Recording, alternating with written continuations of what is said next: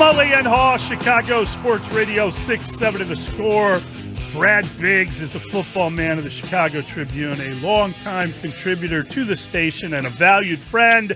And he joins us now on the Signature Bank Score Hotline. Signature Bank, making commercial banking personal. Biggsy! Morning, Brad. Morning, boys. What's going on? Well, we were talking this morning about this idea that, you watch the playoffs and you think, wow, Justin Fields really, he's got to make that jump that Jalen Hurts made. If he can do that, they can be so good. And then you think, wow, what a pity that the Niners didn't take him. I mean, they're going through quarterbacks like crazy. They went through 4 of them, and it's a pity that one of them wasn't Justin Fields, because maybe he would have stayed healthy and maybe he'd be in the Super Bowl. Yeah, you look at that move that John Lynch and Kyle Shanahan made to take Trey Lance, and it's a little confounding because they have clearly done a top-notch job for the last several years in many respects. Number one, building that roster, right? That the 49ers didn't get good on defense and around the quarterback overnight. That's something that they've pushed a lot of the right buttons. And then you talk about Kyle Shanahan and his ability to direct a highly productive, explosive offense, and he's got a track record for that. So them passing on Justin Fields in that draft, you sort of step back and you say, why would they do that? And the guy that they took hasn't been able to stay healthy, hasn't looked particularly hot in a very small sample size, but that's kind of interesting. And of course, the Jets also passing on Fields. You hear a lot of people say Justin Fields will be the number 1 quarterback taken in this draft. And is that based off of what he did in college or what he's done in the NFL? I don't know the answer to that. I just hear a lot of people say he'd be the top quarterback taken in this draft because it's based off what he did in college. Why were Lance and Zach Wilson taken ahead of him? You got to explain that to me. Yeah, workout warriors. I mean, that was the workout process probably convinced a lot of people. We'll see that happen. Right, but Fields working Fields in shorts and no helmet. It's going to be amazing as well. Yeah, it's something they're going to regret for a long time.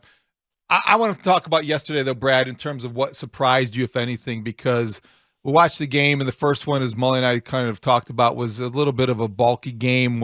Got off to kind of a tough start because of the interruptions, the injuries, the penalties, and the turnaround. But what happened in the second game was more what we expected. How did you watch yesterday in terms of what surprised you the most, if anything? Yeah, I don't know if there were any big surprises yesterday. Certainly after Brock Purdy went out early in that game, you just thought that, well, geez, Josh Johnson's going to get forced in a couple really big mistakes here, and Philadelphia's going to coast. And then Josh Johnson gets hurt, and that was kind of that. The second game, pretty compelling second half, that's for sure. Boy, that Joseph Osai played his butt off, but that really regretful penalty there at the end, setting up the makeable field goal for Harrison Butker, because it looked like that thing was headed to overtime. Certainly some officiating in both games that people talk about for a while. I think you got to hand the Bengals coach Zach Taylor some credit for how he sort of navigated that post-game, pretty classy. And hopefully it sets up for a very intriguing Super Bowl with Jalen Hurts against Patrick Mahomes and Andy Reid against his former team. Although, shoot, Andy's been with the Chiefs for 10 seasons now, so he's been out of Philadelphia for quite a while. 14 years in Philly, is that right? Is that how long he was there? Yeah. I mean, he's like, you start looking at some of these all-time coaching marks, and he is he's way up there because you just maybe because he wasn't in one spot forever, you lose sight of the fact that he's been a head coach for almost a quarter century, I think 24 seasons now. You know, we talked to Clay Harbor last week, and he is very good friends with Jason Kelsey, right? Was originally drafted by Philadelphia, became buddies with him, and met Travis through the brother, and talked to him, and Clay said that he told him that he was gonna, he wanted to play in the NFL, and he was hoping to have like a good career in the NFL, and he thought it was like an insane idea. Like, I mean, your brother made it. It's not often you see brothers. Now you got the brothers in the Super Bowl, right? And you can argue it.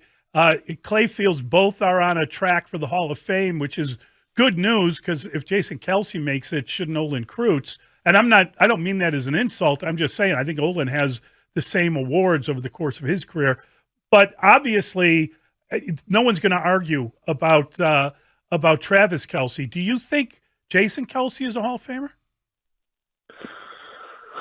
Well, he's a guy that's been kind of more recognized for his ability and his accomplishments in the second half of his career than in the first half of his career, if that makes sense. And maybe that's just because the Eagles have been better and he's gotten a little more media attention. I don't know precisely why, but you've certainly heard a lot more about him in the last 6 years than you did in the beginning stages of his career. So that'll be interesting. And certainly having brothers go against each other is a big deal. I know that was something that people were really looking at and hoping would happen. And it was a story when they played last year. Those teams met up last year in Philadelphia. Mm-hmm. I think it was earlier in the year. Kansas City won that game 42-30, so it was defense optional. Tyreek Hill guys went bonkers in that game. He had almost 200 yards and 3 touchdowns. Of course, the Chiefs no longer have him, and they had some banged up wide receivers by the end of that game yesterday. So, Brad, 5 years after the Bears hired Matt Nagy as their head coach, Matt Nagy will coach in a Super Bowl. Not exactly how it was planned. Some other details got in the way, but he will be there. That's a Bears connection. But I think the biggest Bears coaching connection that was on display on Sunday, Dave Toub's special teams, without that return, that punt return, 27 yards at the end of the game, right before the game-winning field goal, that was a play that gets often overlooked, but that was a huge play in that victory. Yeah, they got the rookie Sky Moore with the 29-yard return to midfield.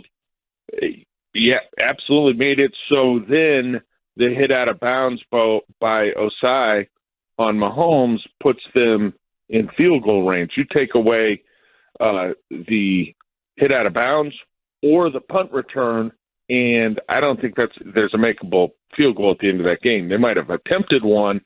I don't think it would have reached the end zone, and that's good for Dave because if you look at the statistics this season, the Chiefs had a rough time on special teams. Believe it or not, Dave Toub, a guy who was consistently directed one of the best units in the league, Kansas City had a difficult time on special teams this year, and that can be the product of having a roster where you've got a lot of money committed to some star players, and you're having to replenish, and it's just difficult to keep experienced special teams players that know what it takes to go out there and get it done. You're using younger, less experienced guys, and you can have critical breakdowns, which is what we saw from the Bears in the second half of the season. The Bears, through the first half of this past year, they were all right on special teams. They were better than all right. They were doing well. Really, the only hiccup you had was Velus Jones with those muffed punts early in the season.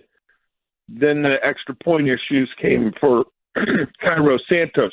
And then, they had some bigger mistakes where guys were kind of taking turns with Ayers, and so a big moment for Dave Tobin, a special teams unit at the end of what was a difficult season. I mean, like, you look at those Rick Gosselin rankings, and the Chiefs are right near the bottom, guys. And if I would ask you, where do you think Tobe is this year in the rankings, I'm guessing most people would have figured, well, if he's not in the top 10, he's right close. No, they were very near the bottom. Well, that is what happens when you have a highly paid quarterback, when you have to get rid of a great receiver because you can't afford him anymore, and that's fine provided the guy is Patrick Mahomes. I guess the greatest Bears connection to this game may be Mahomes yet again. They missed on him, Brad. I'm not sure if you're aware. They could have had that guy, but they preferred one Mitchell Trubisky. Well, what'll be interesting is the Bears play the Chiefs this next season. So will you have? Remember, the last time that happened, Mahomes was counting off the teams that had passed on him after the touchdown at Soldier Field, right? Yeah, very funny. but Brad, I guess it begs to ask this question. Andy Reid, you mentioned the longevity, and 10 years ago when Lovie Smith got fired, the Eagles fired Andy Reid that same cycle. 4 days later, Andy Reid was coaching the Chiefs. He took the job that soon, and he's obviously had the success there. If he beats his former team, if he wins a Super Bowl at this stage of his career, is there any suggestion, is there any possibility that he walks away, rides off into the sunset and says, I've done enough, I'm going to go out on my terms on top? Yeah, I don't know about that. So many of these guys are just wired to, like, it's just in their DNA. They're lifers, right? And so the guys like that just kind of keep trucking and keep moving on. I, without any knowledge of dealing with Andy on any sort of regular basis at all, I really can't answer that kind of question. Unless he's not having fun anymore, it would be hard for me to see him walking away, even if they win this game, and I'm sure hoping we've got an entertaining football game ahead of us. I'm been at this long enough to remember calling Andy when he was the quarterback's coach of the Green Bay Packers, and the Bears had a job opening, and he did not take my call, but he had someone call me back and tell me Andy's going to go to Philadelphia. Isn't that unbelievable? The Bears that's had where an he got opening his first Super Bowl that's ring right. That's right. with the Packers as an assistant coach. Yeah, that's right. And you know what's interesting Homegrown too guy, about right? Yeah, homegrown guy. And Brad, about this matchup with Sirianni, when Andy Reid took the Chiefs job, the wide receivers coach at the time was Nick Sirianni, and Andy Reid fired him because he had, I think it was David Culley was coming in as his wide receiver coach. So they have a little bit of history. This is going to be a fun matchup because of the former team aspect, and also because the coaches have kind of crossed paths before. Right, and you've got some good defenses too. I like Jonathan Gannon, the Eagles' defensive coordinator, has done a really bang-up job this season in Philadelphia. And then I don't know that Steve Spagnuolo gets as much credit as he deserves in Kansas City for the defense there, which might always not be great statistically, but he usually has a crafty plan, and they've clearly got some really big-time players up front, Chris Jones, Frank Clark, and that will make it an interesting game. You saw Cincinnati just struggled with the missing offensive lineman yesterday, and that was a problem. And Philadelphia's offensive line is going to be much more stout than the one that Kansas City encountered yesterday against the Bengals. We had talked about the NFL. There were a couple of weird calls over the course of the weekend. Not the strangest of which was the reception on 4th and 3 that led. Was it Devontae Smith makes a one-handed grab, unbelievable catch, and there's no challenge flag, and they rush to the line and they get a playoff in whatever 28 seconds, and that leads to the first touchdown. And we went over this idea of how is it that that the league, they've changed the rules of review, so the league could have jumped in at that point, and instead you end up with this situation where everyone's blaming Kyle Shanahan for not throwing the flag. He never saw any good cut of it. I remember Lovie Smith used to say that he used the challenge flag. They lost a lot of challenges under Lovie, and I asked him one time, like, why? How do you go about it? And he said, any play that we feel can be determinant in the game, whether it's early, late, whenever, we'll throw the flag. Because even, sometimes, if it's a guy making a first out, sometimes you can check that. They didn't like care yesterday. What it was. Like in other words, he'd have thrown the flag on that play. Right. And it was a big play, but based on what happened in the game, didn't matter. Obviously, 49ers still would have lost the game as things unfolded. You just wonder, with the advances in technology and the discussion that's gone on for a while now about the idea of a sky judge, if something like that comes into play strictly as a viewer. And I don't know, if some people maybe agree, some people perhaps disagree. Strictly as a viewer, I don't necessarily want a clunky adventure watching a football game that normally fits into a 3-hour window. Yeah. Like, you just don't want this sky judge being like one of the main stars of the game, right? You don't want them going to sky judge 7 times during a football game where you got the clock stopping, you got them going to commercial. Well, not strictly as a viewer, Brad, but strictly as a gambler, maybe. I mean, just talking as a viewer, Dave. I just I don't. But they can't ignore that aspect of it either, because I understand what you're saying. You want everything in a 3-hour, 15-minute package, but 3 hours, please. No, I don't. Okay. I don't want to watch your college football. 3 hours. Okay, 3 hours. You know what I mean, Biggs? Come on.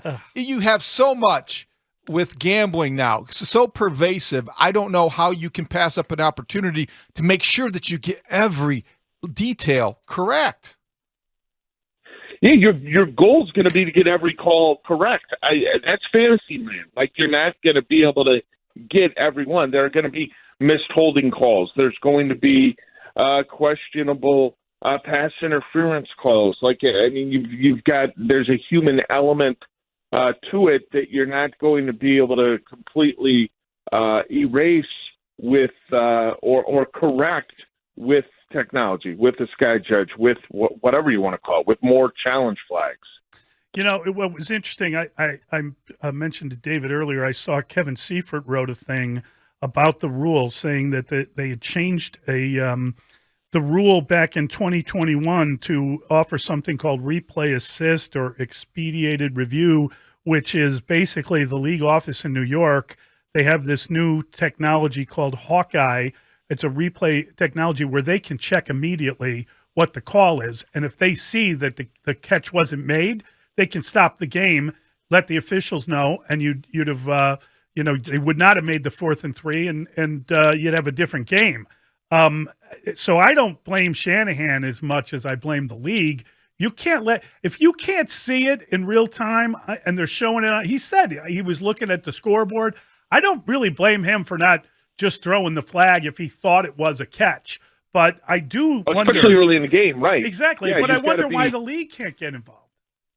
Well, I think the league was involved. If you think, let's think to the second half of the AFC game where Mahomes is out of the pocket to his left and he's being taken down or he's going down and his shin hit the ground before he released that little pass in along the sideline. And at first it was a completed pass, and then there was sort of a slight pause in the action, and they indicated that Cincinnati had thrown the challenge flag. Well, they didn't force the Bengals to use the challenge flag. The officials got together.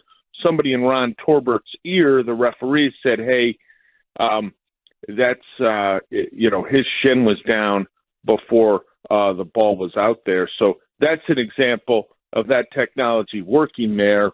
It didn't work on the Devonta Smith reception, and obviously if you've got this available and you're able to utilize it, you want to see it be a little more effective and efficient on every call like that. Now, let's be clear, though, that Mahomes' shin being down was much easier to see immediately than the Devonta Smith thing. You needed a couple angles there. And that's taken way too long. It would have taken way too long. No, it would have ruined your 3 hour. It would have ruined your 3 hour, 15-minute window. Got to get you where you're going, there, Brad. All right, but I mean, like you watch, you don't want to be watching a game and it just be constantly being paused. I think that's a concern. It was very herky-jerky, both games, frankly. There were too many calls, and honestly, there was no pace or rhythm to either of those games, in my opinion. I didn't like it. Great stuff, Brad. Thank you, buddy. Have a great day, guys. That is our guy, Brad Biggs. He is the football man of the Chicago Tribune.